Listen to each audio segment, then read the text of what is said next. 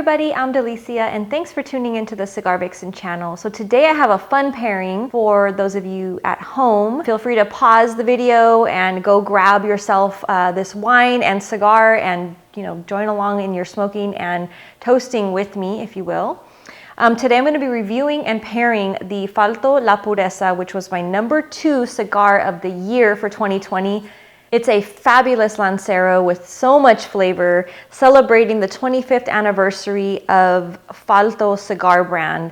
Blended and made, created, brainchild behind it is Luis Falto, who happens to be a good friend of mine and also just somebody who takes so much passion in what he does. And he is a very special palate in that he creates these cigars, single vitolas, because this is the way that he feels the cigar blend is best smoked. So you won't find too many people, in fact, I don't know of anybody that does single vitola blends. It just shows kind of the passion behind the craft, and it's a beautiful thing. So Falto La Pureza, and I'm gonna be pairing it today with this Malbec wine. So I mentioned that during the video for the 2020, top 5 cigars, that this cigar to me pairs very well with the Malbec.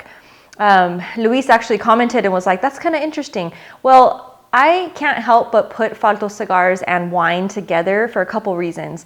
One, I just tend to grab, red wines when I smoke his cigars. But two, he happens to have an incredible wine cellar and wine collection. I'm talking about bottles of wine that have been aging, these beautiful vintage reserves, a couple of which are rumored to be actually passed down from royalty. I mean, there's some stories behind this wine cellar, and I was privileged enough to actually visit it in person and do some wine pairings there.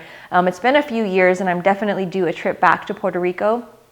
But Luis Falto actually hosts a pretty awesome anniversary party every year to celebrate his brand. He invites a small circle of friends, and one of the years I was able to attend, he did a wine pairing in this incredible cellar that he has. It'll always stick with me, that memory, because I'm a wine fan, and also just the amount of wine and the collections were just amazing. I could have spent the entire trip just sitting in that room, smoking cigars and drinking wine. It was fabulous. So this wine that I'm pairing it with today is nothing crazy special. It's just a basic Malbec. I actually picked it up at Total Wine & More.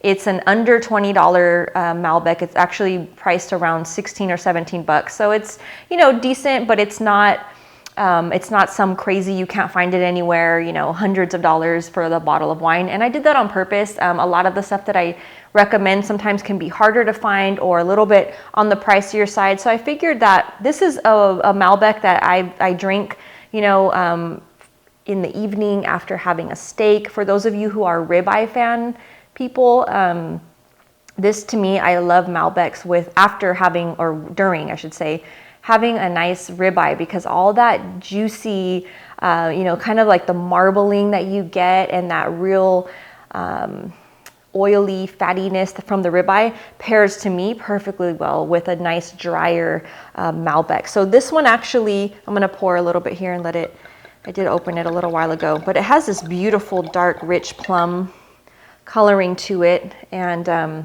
again, when I do drink red wine, I tend to lean more towards Malbecs. Especially with having a steak, to me, they just go perfectly. So this one is actually from my favorite region for Malbecs in Argentina. This is Mendoza, and it's a reserve. And this one tells you that it's been aged for 8 months in 50% new barrels, 50% French, and 50% American oak barrels. And it gives you a little bit of information about Mendoza region. Again, those of you who are Malbec people will recognize that. So as I mentioned, this wine is just a very easy find. Again, more for kind of like the everyday. You could do it for like a nice dinner party. It's not going to break the bank, but it's also, again, easier to find. And I just like that it's a beautiful reserve. So 100% Malbec. There's no blending different grapes in there.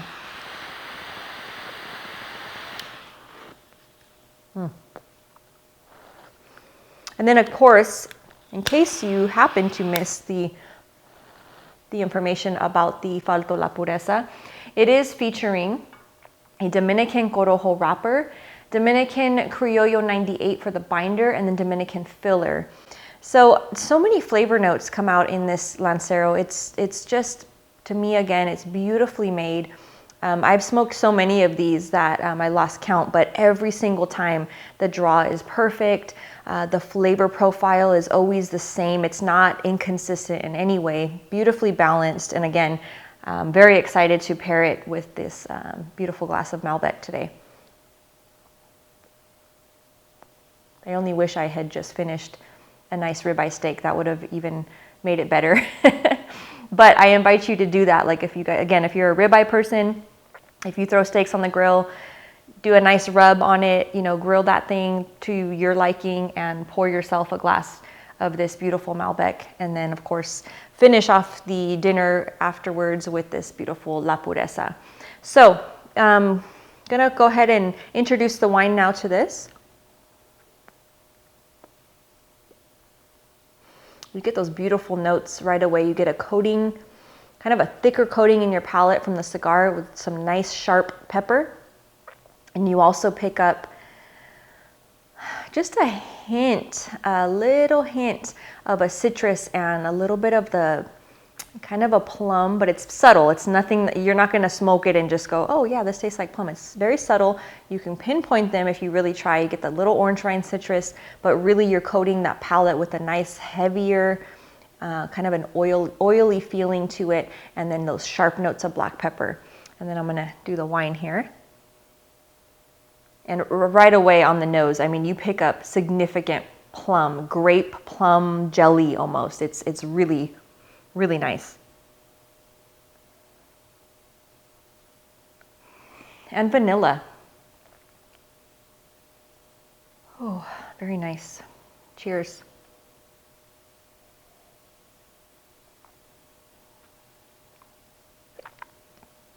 Oh, that's nice. This is refreshing. It's dry, however, it's very fruity. It has a very full floral fruitiness to the palate right away. Definitely pick up the plum notes, both in the aroma and right on the palate. It doesn't have a tremendously long finish. It's probably a little bit of a shorter finish than I like. However, it does the trick. I mean, it has that, again, full fruity deliverance of plum. And let me take another little sip here.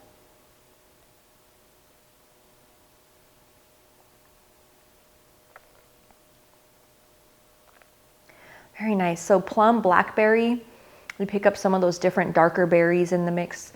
Not so much a raspberry, but definitely you pick up the blackberry plum right away, even a subtle raisin, just a little kind of nuance in there.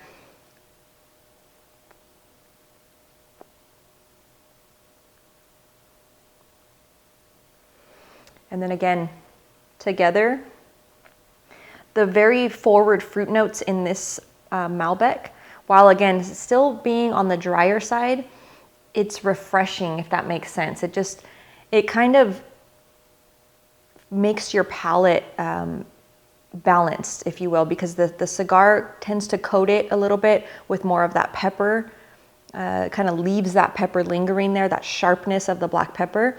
And then when you add the wine into it, it really makes that balance of plum, pepper, vanilla, just more of that fruitier feel to it. But it's just really nice. It really pulls, as I mentioned, just alone, if you look for it, you can pull out a subtle plum in the cigar on its own. But again, paired with the wine, that's why to me when I smoked this, I thought right away, yeah, Malbec for sure. It really enhances that naturally. And so it just makes for a really nice pairing.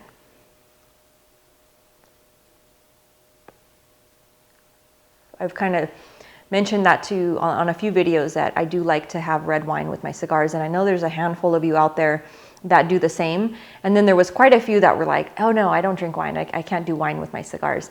But I find that especially on a regular, weekday, again, anytime you can't help, to me, I think of steaks and wine as going, you know, hand in hand. And then what better than to finish off your nice dinner with a cigar and a second pour of your wine.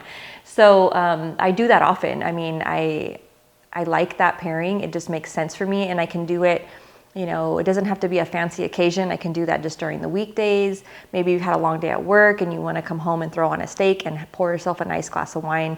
And then of course you finish it up, you know, with that beautiful pairing. So it can be something that you can do for a nicer dinner party if you're having friends over, or you could just do it again, as I mentioned, on just a regular weeknight, long day at work and just looking for a way to unwind. So that's why I happen to